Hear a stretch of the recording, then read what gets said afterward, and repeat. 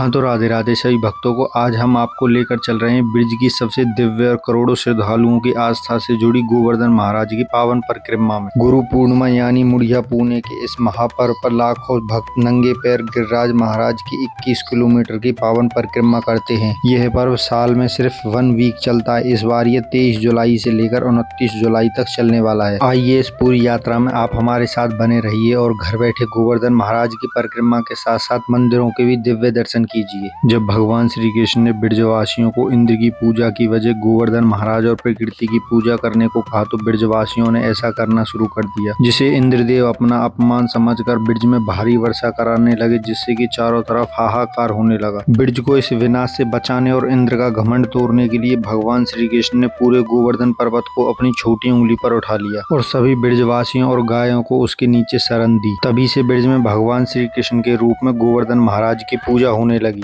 अब बात आती है परिक्रमा की शुरुआत। तो हम अपनी परिक्रमा की शुरुआत करते हैं दान घाटी मंदिर से, जो कि गिरिराज महाराज का मुख्य मंदिर माना जाता है। अधिकतर श्रद्धालु इसी मंदिर में गिरिराज जी को दूध चढ़ाकर अपनी बड़ी परिक्रमा से ही शुरुआत करते हैं। इसी स्थान पर भगवान श्री कृष्ण गोपियों से दूध, दही और माखन का दान लेते थे, इसलिए इस स्थान को दान घाटी बोला जाता है। और इसी स्थान से 700-800 मीटर आगे परिक्रमा 2 मार्गों में बढ़ जाती है। एक तो कच्ची परिक्रमा, दूसरी रोड के साथ चलने वाली परिक्रमा। कच्ची परिक्रमा में आपको चारों तरफ पेड़ पौधे दिखाई देंगे और एक तरफ हमारे गिरिराज जी दिखाई देंगे और यहाँ से परिक्रमा करने में बड़ा ही आनंद भी आता है। परंतु हम रात के समय में अपनी परिक्रमा बाहर से ही लगाएंगे। परिक्रमा मार्ग में पहला गांव आता है आने और इसी गांव में स्थित है शंकरसन कुंड और गोविंद कुंड, जिनका संबंध भगवान श्री कृष्ण से ही है, परंतु रात के समय में हम इन्हें अच्छे से देख नहीं पाते। तो परिक्रमा का पहला स्थान आता है पौंछरी का लोठा, जिनके दर्शन के बिना गोवर्धन महाराज की परिक्रमा अधूरी मानी जाती है। भगवान श्री कृष्ण के परम मित्र थे। और परिक्रमा में अगला मंदिर आता है श्रीनाथ जी का, जो कि राजस्थान की सीमा में लगता है। यह भी हजारों वर्ष प्राचीन मंदिर है। इस मंदिर की मुख्य प्रतिमा राजस्थान के नाथ द्वार स्थानांतरित कर दी गई थी, जो अपने आप गोवर्धन महाराज से ही प्रकट हुई थी। अब यहाँ पर इसका मूल स्वरूप का प्रतिरूप है। और इसके बाद परिक्रमा में अगला मंदिर आता है मुखारबिंद जी का, जो जतिपुरा में स्थित है। यहाँ पर गिरिराज जी का मुख है, इसलिए इस स्थान को मुखारबिंद बोला जाता है। यहाँ पर गिरिराज जी को दूध, दही और माखन का भोग लगाया जाता है और यह स्थान दही की जलेबियों के लिए भी बड़ा ही प्रसिद्ध है। इसके बाद हमारी बड़ी परिक्रमा पूर्ण होती है। छोटी परिक्रमा की शुरुआत होती है, जो कि 3 कोस की परिक्रमा है। यहाँ से हमको थोड़ा रास्ता मार्केट से क्रॉस करना पड़ता है। इस छोटी परिक्रमा में हमको राधा कुंड, श्याम कुंड, कुसुम सरोवर और मानसी गंगा के दर्शन करने को मिलेंगे। इस परिक्रमा में पक्के रोड के साथ साथ हमको मिट्टी वाला भी रास्ता मिलेगा। परिक्रमा को करते हुए जैसे ही हम राधा कुंड और श्याम कुंड की गलियों में पहुँचते हैं तो वहाँ बहुत ही ज्यादा संख्या में इस टाइम आपको भीड़ मिलेगी इस पावन पर्व पर। तो आपको अपने सामान के साथ साथ अपने फोन और पैसों का भी ध्यान रखना है यहाँ से निकलते हुए। इसके बाद आपको दर्शन करने को मिलेंगे राधा कुंड और श्याम कुंड के, जो कि ब्रजमंडल के सबसे पवित्र स्थानों में से एक माने जाते हैं। और इस स्थान पर आपको आके इतनी शांति मिलती है जिसको आप यहाँ आकर ही खुद महसूस कर सकते हो। परंतु इस